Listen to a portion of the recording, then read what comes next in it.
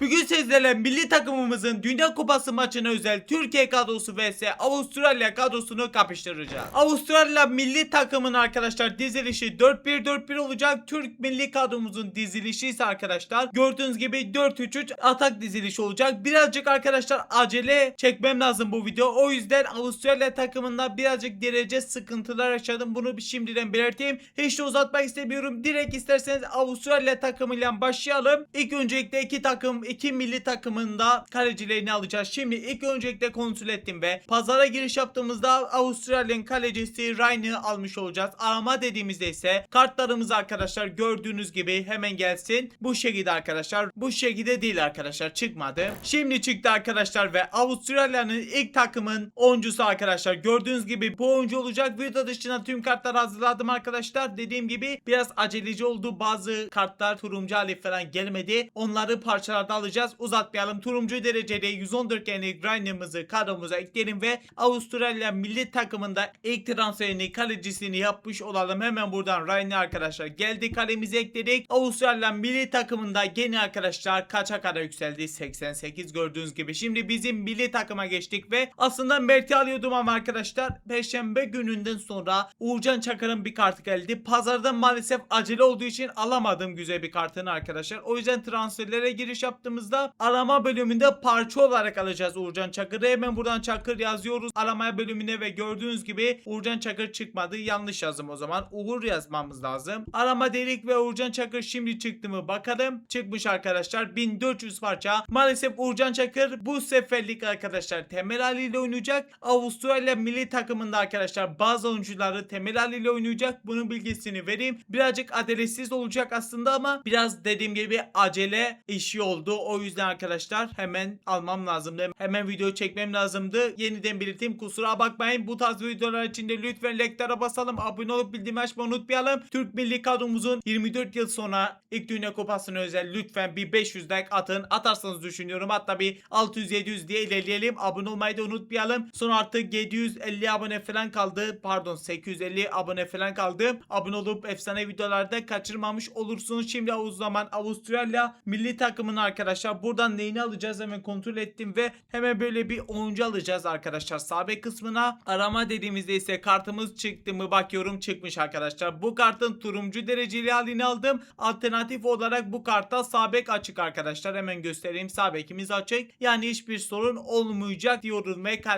kalemize diyorum. Kadromuza geçiyorum ve sağ bek kısmımıza oyuncumuzu eklemiş oluyoruz. Hemen buradan ismini bir kez daha yazıyoruz. Arama dediğimizde ise kartımız çıkmadı. Pardon arkadaşlar, oyuncumuzu parçalar kısmında alacakmışız. Arama dediğimizde ise oyuncunun kartlarını buradan alacağız. Maalesef alternatifi sağ bek açık ama biz bunu derecesiz aldığımız için geni maalesef çok düşecek. Yapacak bir şeyimiz yok. Sağ bek oyuncumuzu almış olduk. Tabii ki de Avustralya milli takım oyuncular çok tanındık bir oyuncular olmadığı için kartları yeni geldi arkadaşlar. Bu Dünya Kupası etkinlikle birlikte geldi. O yüzden çok çeşit yok arkadaşlar. Kurabildiğimiz en güzel Avustralya kadrosunu kuracağız ama biraz derecesiz olacak. Dediğim gibi acele yapmam lazımdı. Oyuncuların kartı çoğu gelmedi turuncu hali. Yapacak bir şeyimiz yok. Şimdi sol beke geçiyoruz. İkişer devam ediyoruz. Bu oyuncumuzu pazardan alacağız. Hemen kontrol ettim ve dog yazdığımızda çıkacaktır diye düşünüyorum. Bakalım çıktı mı arkadaşlar. Kartımız çıkmış. 112 genlik bu kart alacağız. Turuncu hali ile birlikte 117 genlik kartımızı sol bek kısmında oynatacağız. Alternatif olarak sol bek açık değil ama bunu bilgisini vermiş olayım. Hemen buradan o zaman arkadaşlar yeniden buraya dog yazıyoruz ve arama dediğimizde ise sol bekimize oyuncumuzu ekledik. Alternatif olarak sol bek açık olmadığı için geri düştü, yapacak bir şeyimiz yok. 92 gen oldu Avustralya takımı. Şimdi o zaman milli takıma geçtik ve sağ bekimizi alıyoruz. O diye tabii ki de ne alacağız? Mert Müldür'ü almış olacağız. Hemen burada arama bölümüne arkadaşlar Mert Müldür'ü arattık ve arkadaşlar Mert Müldür'ün ise kartları bu şekilde 108 genlik mavi dereceli kartını aldım. 110 genlik kart yani kadromuza gelecek. Direkt hatta sol beke de geçelim arkadaşlar. Sol bek kısmına da Ferdi Kadıoğlu'nu alıyoruz tabii ki de. Ferdi Kadıoğlu'nun da kartları bu şekilde. Bu kartın turuncu halini arkadaşlar. Zaten 3 gün önce milli takım kadrosu kurmuştuk. Oradaki oyuncuları bir kez daha bu videoda kullanacağız. Hiç satmadım zaten. Onu belirteyim. Şimdi o zaman sağ bek kısmımıza Mert Müldür'ümüzü eklemiş oluyoruz gördüğünüz gibi ve şimdi o zaman sırada sol bek Ferdi'miz var. Hemen değiştir dediğimizde sol bek Ferdi Kadıoğlu'nu da arkadaşlar kadromuza ekledik ve Türk milli kadromuzun yeni arkadaşlar 96 gene gene kadar ulaştı. Geçtik Avustralya'nın stoperlerine, oralarında sağ stoperin arkadaşlar. Hiç pazara giriyor muyuz? Giriyormuş arkadaşlar. Pazara gireceğiz çünkü pazardan almışım bu kartı. Turuncu hali gelmiş arkadaşlar, yani kısacası. 15 saattir kartları almaya çalıştım ama 3-4 tanesi geldi. Sadece turuncu kırmızı halleri. Onun dışında hiçbiri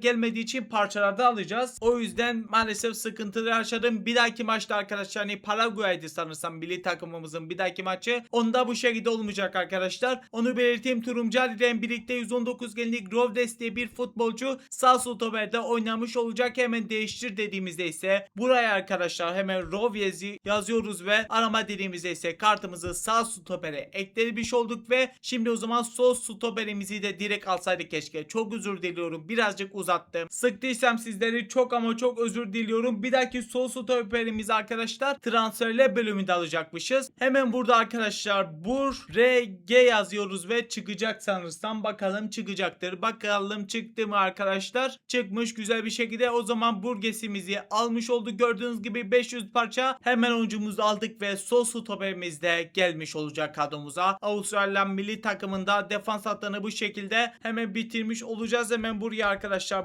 yazıyoruz. Yeniden arama dediğimizde ise kartımızı ekleyerek 98 gene kadar ulaşmış olduk. Avustralya milli takımında defans hattı kalecisi kısacası bu şekilde oldu. Şimdi o zaman milli takımımızın da sağ stoperi ve sol stoperini bitirelim. İlk öncelikle sağ stoperi arkadaşlar Merih Demiral'ın bir kartı oynayacak. Hemen arama dediğimizde ise Merih Demiral'ın arkadaşlar kartları bu şekilde. Bu kartın turuncu ile birlikte 120 geni kartı kadromuza gelecek ve şimdi sol stopere de arkadaşlar Abdülkerim Bardakçımızı almış olacağız. Hemen arama dediğimizde ise kartlarımız gördüğünüz gibi bu şekilde. Aslında bu kartı yeni geldi arkadaşlar ve biz geçenki videoda bu kartı oynatmıştık çünkü sadece bu kartı vardı. Bunu atsak olur güzel bir şekilde ama pazarda yok. O yüzden ne yapalım? Bence parçalarda Abdülkerim Bardakçı'nın da kartını alalım. Normalde almayacaktım çünkü görmedim kartı. O zaman buradan hemen Bardakçı yazıyoruz ve kartımızı buradan almış olalım. Daha yüksek yeni bir kartı oynamış olacak. Dediğim gibi bu videoluk arkadaşlar birazcık kadrolar karışık oldu. Bazıların derecesiz yok. Kadroda biraz da adaletsiz oldu arkadaşlar. Milli takım daha yüksek olacak genel olarak. Bir dahaki maçta bu şekilde olmayacak dediğim gibi. Haberiniz olsun. Şimdi sağ stoperimizi ilk öncelikle Merih Demiral'ımızı gördüğünüz gibi ekledik. 100 gene kadar ulaştık. Şimdi ise Abdülkerim Bardakçımızı ekleyelim sol stopere ve genimiz 102 gen oldu. Türk Birlik kadromuzun kısacası kalecisi ve defans hattı bu şekilde oldu. Şimdi o zaman Avustralya milli takımın arkadaşlar sağ orta saha ve sol orta sahasına geçelim. Hızlı bir şekilde bakıyorum. İki kanatı da arkadaşlar parçalarda alacakmışız. Şimdi transferler bölümüne giriş yaptığımızda sağ orta saha bölümünde arkadaşlar oynayabilen böyle diye bir futbolcu var. O da gördüğünüz gibi bu kart arkadaşlar. Aslında alternatif olarak bu karta sağ orta saha açık. Ama maalesef dereceli hali turuncu hali gelmediği için maalesef buradan almak zorunda kaldık ve geni çok düşecek. Yapacak bir şeyimiz yok. Bu kartımızı aldığımıza göre sol orta saha kısmına da arkadaşlar Güre yazdığımızda çıkacaktır diye düşünüyorum. Bakalım çıkacak mı derken çıkmış. Buna da 5900 arkadaşlar parça veriyoruz ve 117 genlik bir kart oynatmış olacağız. Kendi mevkisinde oynayacak. Bu kartın hiçbir sorunu yok o yanda ama turuncu hali olsaydı tabii ki de daha güzel olurdu arkadaşlar. Şimdi yedeklere girdik. Burada hemen arkadaşlar buraya ne yazıyoruz? Boyle yazıyoruz ve kartımızı hemen arama dediğimizde bulacağız. Sağ orta saha kısmına ekledik. Maalesef arkadaşlar gene çok düştü. Yapacak bir şeyimiz yok. Şimdi o zaman arkadaşlar buraya da Güre yazdığımızda ise sol orta savuncumuzu da gördüğünüz gibi ekledik ve 102 gene kadar ulaşmış oldu Avustralya. Bu arada arkadaşlar şey demeyi unuttum. Maç tahminleriniz ne olacak? Duygusal bakmayın. Bence maç tahmininizi gerçekten fikirlerinizi yazın. Benim tahminim 2-1 kazanacak yanında. 2-1 Türk milli kadromuz net bir şekilde kazanacak diye tahmin ediyorum. Sizlerin tahminlerinizi yorumlara belirtin. Şimdi o zaman sağ merkez ve sol merkezimizi almaya geçiyorum. Hemen buradan sağ merkez arkadaşlar kaptanımız Hakan Çalhanoğlu'nu arkadaşlar almış olacağız. Arama dediğimizde ise Hakan'ın arkadaşlar 117 genlik kartını almıştım. Turuncu ile birlikte ise 122 genlik kartımız kadromuza gelecek ama ilk bir sol merkezi de göstereyim arkadaşlar. Kimi oynatacağımızı oraya da Orkun Kökçü'nün bir kartını oynatacağız. Orkun'un ise arkadaşlar bu yeni gelen bir kartı var ama bunu önceki videoda almamıştık. Bu kartını almıştım. Turuncu ile birlikte ise 121 genlik kartı oynamış olacak. Hemen o zaman sağ merkez ve sol merkezimizi de eklemiş olalım. İlk öncelikle buraya arkadaşlar kaptanımızı arattık. Arama dediğimizde ise Hakan'ımızı ekledik ve 104 gen olmuş olduk. Şimdi buraya da arkadaşlar arkadaşlar Orkun yazıyoruz ve Orkun'un da arkadaşlar sol merkeze kartını ekledik. 107 gene kadar ulaşmış olduk. Şimdi o zaman Avustralya'ya geçiyoruz ve 2 tane merkez orta sahasını isterseniz almış olalım. Sol merkeze arkadaşlar şey oynayacakmış. Pazardan bir transfer almışız. Hemen buraya Vine yazıyoruz. İnşallah sorunsuz bir şekilde kartı çıkar. Bakalım çıkmış mı? Güzel bir şekilde çıkmış. Bu kartını Turumcali ile birlikte 120 geni kartı sol merkezde oynamış olacak. Şimdi o zaman sağ merkezde oynatacağımız oyuncuya geçiyoruz. Oraya da ne yazacağız? Kalfe diye bir oyuncuymuş arkadaşlar. Arama dediğimizde ise kartı gördüğünüz gibi bu şekilde 2500 parça bu oyuncuya da verdik. Gördüğünüz gibi parça zararı da yapıyorum ama sorun yok arkadaşlar. Siz yeter ki sevin videomu, sıkılmadan izleyin ama birazcık sıkılmış olabilirsiniz. Çok karışık oldu. Çekim olarak kadroları çok karıştırdım arkadaşlar. İnşallah bir dahaki Paraguay maçında bu şekilde olmayacak. Bir kez de özür dilerim arkadaşlar. Karıştıysa, sıktıysam sizleri. Şimdi o zaman yedeklere girdik ve burayı arkadaşlar ne yapıyoruz? Direkt hatta burayı MO yapalım arkadaşlar ve iki oyuncumuzu görelim. Irvin'i geldik ekledik. 105 gen olduk. Sağ merkezde de bu oyuncumuzu ekledik ve 107 gene kadar ulaşmış olduk ve geçtik Türk milli oyuncumuza diyorum takıma. Şimdi iki kanatımızı bence almaya geçelim. Şimdi sağ kanatımızda normalde sol kanatta oynayan bir oyuncu alacağız. Kenan Yıldız'ı alacağız. Bu videolukta Kenan sağ kanatta oynayacak ama bir dahaki maçta sol kanatta oynatacağız. 115 genlik bu kartı sağ kanatta oynayabiliyor. 120 genlik kartımızı oynatmış olacağız. Şimdi o zaman sol kanatta oynatacağımız oyuncuya geçiyoruz. O da Barış Alper Yılmaz olacak. Barış Alper'in de yeni bir kartı geldi ama bu kartını önceden almıştık. Ben bu kartı alırken yeni gelen kartı pazarda yoktu arkadaşlar. Bu kartını oynatacağız 119 genlik kartıyla. Alternatif olarak zaten sol kanat açık. Şimdi o zaman iki yeni transferimizi de kadromuza eklemiş olalım ve güzel bir şekilde kadrolarımız gelişmeye devam ediyor. Şimdi buradan arkadaşlar ismi silmiş olduk ve Kenan Yıldız'ı sağ kanat ekledik. 110 gen olduk. Barış Alper Yılmaz'ı da sol kanat ekledik ve 113 gene kadar ulaştık. Şimdi Avustralya'nın defansifi ve santrforunu da alıyoruz ve kadrolarını bitiriyoruz. Pazara giriş yaptık. Pazardan alacakmışız iki yeni transferimizi de. İyi yazdık. LL yazdık ve arkadaşlar kartımız gelecektir diye düşünüyorum. Bakalım gelecek mi arkadaşlar ve gelmiş. Güzel. 115 genlik defansif orta saha Turumcali ile birlikte 120 genlik kartımızı oynatmış olacağız. Şimdi pozisyonumuzu SNT yaptık ve buraya arkadaşlar bot yazıyoruz ve bot işte bir kartı oynatmış olacağız. Gördüğünüz gibi maalesef iyi bir oyuncu gelmedi. Turumcali ile birlikte 105 genlik kartımızı oynatmış olacağız ve şimdi kadromuza geçtiğimizde bu arada burada bir santrfor kartı var ama güzel bir santrfor. Sağ orta sahamız olmadığı için ya da farklı bir kanatımız olmadığı için bunu sağ orta sahada oynatmak istiyorum. Onu belirteyim, belki yorumlara yazacak arkadaşlarımız vardır. Sorularına direkt cevap vermiş olayım. Şimdi buradan MDO'da yaptık ve arkadaşlar iki yeni transferimizi eklemiş oluyoruz. 112 gen oldu. Son olarak da santrforumuzu eklediğimiz arkadaşlar. Bot içi de eklediğimizde 113 genlik Avustralya milli takımı bu şekilde kurdum. Biraz eksikleri var arkadaşlar. Hatta çokça Turumcali falan olmayan çok oyuncu var. Özür diliyorum. Biraz adaletsiz olduğu yapacak bir şeyimiz yok. Şimdi Türk milli kadromuzun da kadrosunu bitirmiş olalım. İlk bir ofansif orta sahada oynatacağımız oyuncuya geçiyoruz. Oraya da arkadaşlar Orkun yazacaktım az da. Arda Güler'imizi oynatacağız. Arda Güler'in de arkadaşlar bu şekilde kartları varmış. Ben buradan 116 genlik kartını oynatacağız. 121 genlik kartı birazdan kadromuza girecek ve santrforumuzda da arkadaşlar Can Uzun'u oynatacağız ve Can Uzun'un da SNT oynayabilen kartı var. O da arkadaşlar bu kartı hemen göstereyim. Bu kartı Turumcali ile birlikte ise 115 genlik kartımızda Can Uzun'da kadromuza gelmiş olacak ve hızlı bir şekilde son iki transferimizi de arkadaşlar eklemiş olalım. Arda'mızı ekledik, 117 gen olduk. Sonra ise buradan Can Uzun'u da ekledik ve Türk milli kadromuzu 119 gen ile bu şekilde bitirmiş olduk. Birazcık değil arkadaşlar, çok fazla biraz adaletsiz olduk kadro aralarında. Bir dahaki maçta bu şekilde olmayacak. Şimdi bu iki kadroyu kapıştırmak için Avustralya milli kadrosunu kuzenim yönetecek. Türk milli kadromuzu da ben yöneteceğim ve isterseniz o zaman kapışmaya geçelim. Bakalım kim kazanacak. Maçımız başlıyor arkadaşlar. Bizim milli takımımızın kadrosu son durumu bu şekilde ve karşı taraf Avustralya'nın da kadrosu milli takımı bu şekilde. Kolay olacağını düşünüyorum. Kadro farkı çok var. Kuzenim de çok FIFA oynamıyor arkadaşlar. Eskide oynuyordu FC Mobile. Onu da bilgisini vereyim, yeniriz diye düşünüyorum. Hakan Kenan çok iyi geldi mi geldi. Kenan Yıldız ceza sahasına girdi. Çevirdi arkaya Hakan. Bu ikili direkt 6. dakikada golü getirdi ve Türk milli kadromuz Avustralya karşısında durumu 1-0 yaptı kaptanla birlikte. Barış Alper Yılmaz çalımını attı en arkaya, güzel güzel gördü mü gördü. Can Uzun bitirdi mi bitirdi. Durum 2-0 oldu. Çok rahat bir şekilde farkı 2'ye çıkardık. Barış'tan güzel bir pas, Can Uzun da tekneyi bitirdi ve fark 2 kolay geçiyor. İnşallah gerçek hayatta da bu şekilde kolay geçer.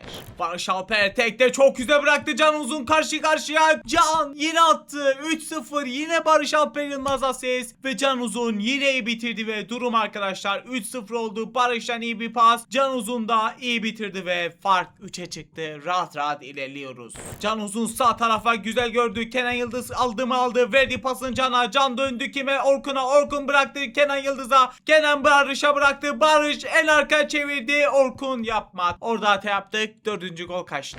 Ama direkt aldık. Çok büyük bir hata. Can Uzun iyi bir plase golü getirirdi ama Ryan'den iyi bir refleks oldu. Hatasını düzeltti ama hala tehlikeli bir atak yapacağız. Hakan ortaladı. Merhi Demiral vuramadı. Bir Roveşeta gelemez. Orada Arda Güler bak kontrolü eder. Güzel bir şut çekemez. Ama aldığımı alamadı ama foul yapmışlar. Çok güzel bir nokta. Tam Arda'lık bir nokta ama Hakan vuruyor. Hakan da atar. Hakan kaptanımız atamadı. Ryan'dan yine güzel bir kurtarış geldi. Rahat geçeceği için atağa geçtiğim daha çok gol atmak istiyorum. Gollerimiz geldi. Merhi Demiral 4-0 yaptı ve Hakan'ın asisti, kaptanımızın asisti, Merhi Demiral'ın da güzel bir kafa şutuyla fark 4'e çıktı. İnşallah gerçek hayatta da bu şekilde maçlarımızı kazanırız. Sağ taraftan geldiler, ceza sahasına girdiler. Şut gol. Yapma. İlk şutta gol yememiz kötü oldu. Uğurcan Çakır maalesef kurtaramadı. Irvin farkı 3'e çıkardı. İkinci yarıya iyi başladılar. Sağ taraftan yüklendiler. Irvin'e pas ve Irvin de gerçekten iyi bitirdi. Sol ayağıyla Uğurcan Çakır kurtarması lazımdı. Abdülkerim hata yapmadı. Barış'a verdi. Barış şimdi Kenan Yıldız döndü Arda Güler'e. Arda bıraktı kaptana. Kaptan sola doğru iyi bıraktı. Kenan Yıldız geriye doğru çevirdi. Arda Güler kaleci müthiş kurtarış ama dönen topta Ryan'ın yapabileceği hiçbir şey kalmadı. Kaptanımızdan 5.